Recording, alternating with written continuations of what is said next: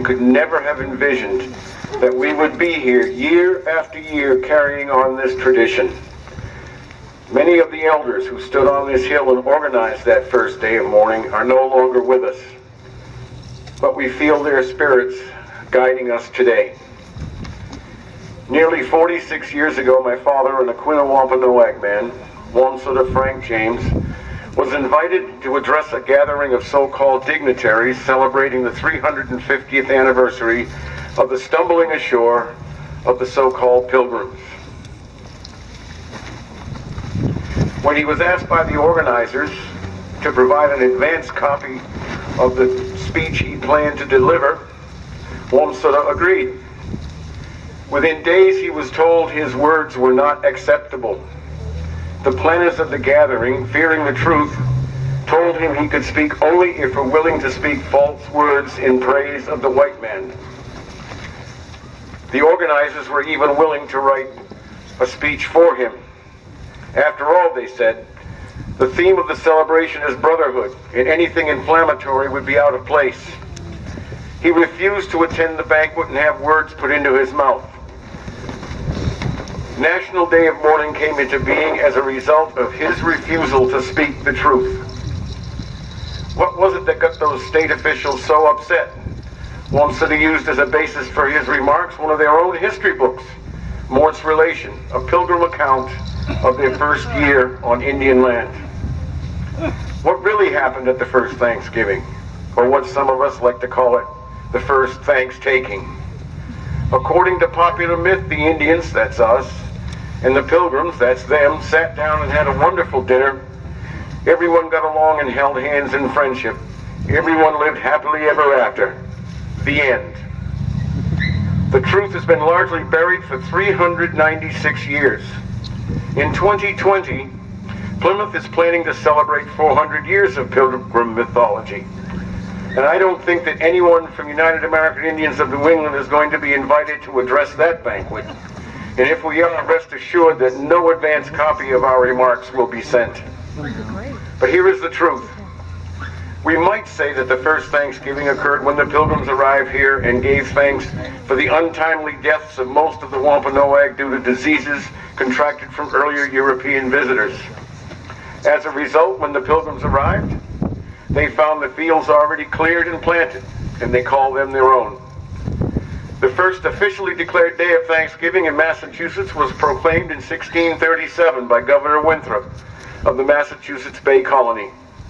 He did this to give thanks for the safe return of the white men from the colony who had gone to what is now Mystic, Connecticut, to participate in the massacre of over 700 men, women, and children of the Pequot Nation.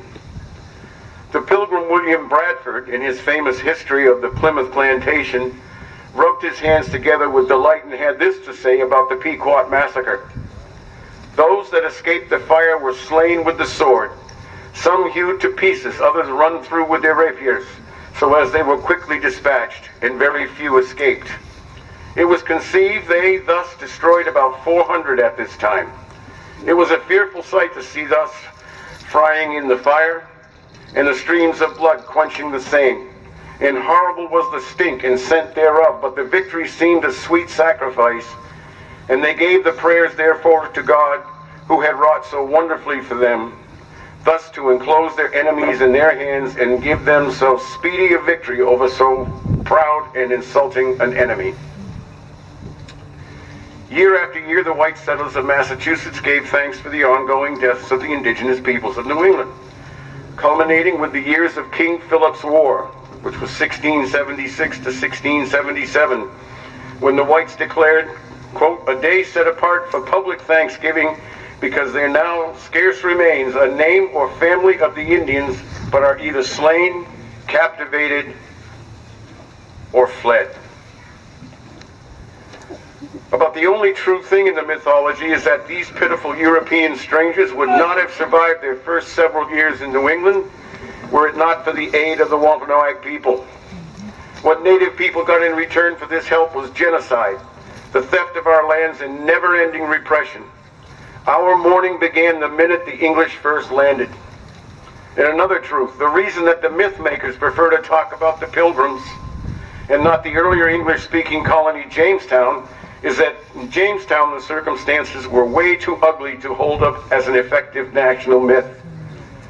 For example, the white settlers in Jamestown turned to cannibalism to survive, and that's not a very nice story to tell kids in schools. The Pilgrims did not find an empty land any more than Columbus discovered anything. Every inch of this land is Indian land. The Pilgrims, who call themselves saints, did not come here seeking religious freedom. They already had that in Holland. And they only wanted religious freedom for themselves. They came here as part of a commercial venture. The Mayflower Compact was nothing more than a bunch of white men sticking together to ensure that they would get a return on their investment. They introduced sexism, racism, and a class system to these shores. And guess what? They did not even land at the sacred shrine down the hill called Plymouth Rock, a monument to racism and oppression which we are proud to say we buried not once but twice in 1970 and again in 1995. Upon arriving on the Outer Cape, the Pilgrims opened my ancestors' grave and took funeral objects. They also took as much of our corn and bean supplies as they could carry.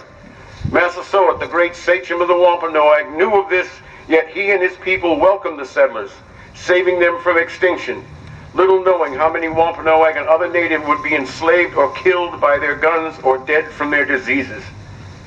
Later, from the very beautiful harbor that you can see behind you, the pious Pilgrims sold my ancestors as slaves for 220 shillings each. And in today's money, that would be around 33 US dollars. Some would ask what have we gained by observing National Day of Mourning since 1970. The very fact that you are here is our perhaps greatest gain.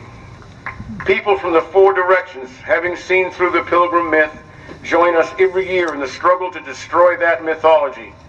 I noticed that there was even suddenly a couple of movies that claim to be setting the record straight. I'm not here to give a movie review, but I am glad to see that efforts are being made now to be more historically accurate. However, it is still the story as seen through the eyes of the white man. Sadly, the conditions which prevailed in Indian country at the first national mourning in 1970 still prevail today. In 1970, we demanded an end to the Bureau of Indian Affairs, and it is still a demand today. Native nations do not need federal oversight to govern ourselves. Mashpee, Aquina, and other native nations should not need legal permission from the state or feds to open any kind of business, including casinos, on our own ancestral land. Now, those who started Day of Mourning spoke of terrible racism and poverty. Not only native people, but many people from the four directions face racism daily and are mired in the deepest poverty. Every winter, millions of people have to make a choice between heating and eating, and individuals and families are homeless in many towns and cities. As we did in 1970, we mourned the loss of millions of our ancestors and the devastation of our beautiful land and water and air. We pray for our people who have died during this past year and during the past 523 years since Columbus showed up. I hope that you will join me in grieving too for our sisters and brothers in all countries, human beings who are referred to by this government as collateral damage. Keep in mind that for centuries, people throughout the Americas have been the collateral damage of the European invasion. And I also hope you will join me in grieving too for the immense suffering of our sisters and brothers in so many countries, all human beings who suffer and face acts of terror on a daily basis. And remember too the hundreds of millions of people who are hungry today, no matter where they live. Now, we condemn all acts of violence and terrorism perpetrated by all governments and organizations against innocent civilians worldwide. Since the invasion of Columbus and the rest of the Europeans, native people have virtually been non-stop victims of terrorism. The slaughter of the Pequots at Mystic in 1637, the U.S. military massacres of peaceful native people at Wounded Knee and Sand Creek and so many, many other places. The very foundations of this powerful and wealthy country are the theft of our lands and the slaughter of native peoples, and the kidnapping and enslavement of our African sisters and brothers. We remind the modern-day pilgrims that their families were often refugees, and rebuke them for their current refusal to help others who are refugees. Oh! Yeah. Today on liberated territory, we will correct some history, and do so in a country that continues to glorify butchers like Columbus, in a country that glorifies slave-owning presidents such as Washington and Jefferson, and even carves their faces into the sacred black hills of the Lakota. On our program will be only native speakers. This is one day when we speak for ourselves without non-native people, the so-called experts, intervening to interpret and speak for us. That first day of mourning in 1970 was a powerful demonstration of Native unity. Today is a power demonstration of not only Native unity, but the unity of all people who want to speak truth to power, people who want the truth to be told and want to see an end to the oppressive system brought to these shores by the Pilgrim invaders. Our very presence frees this land from the lies of the history books, the profiteers, and the myth makers. We will remember and honor all of our ancestors in struggle who went before us. We will speak truth to power. We will remember in particular all of our sisters and brothers, including Leonard Peltier and Mumia Abu Jamal and Oscar Lopez Rivera, who are still caged in the iron houses. In 1970, very few people would have given any thought to the fact that the indigenous people of this hemisphere do not look upon the arrival of the European invaders as a reason to give thanks. Today, many thousands stand with us in spirit as we commemorate our 46th National Day of Mourning. Think about it. 46 times we've gathered on this hill. In the spirit of Crazy Horse, in the spirit of Metacom, in the spirit of Geronimo, we are not vanishing, we are not conquered, we are strong as ever. Ho! Ho!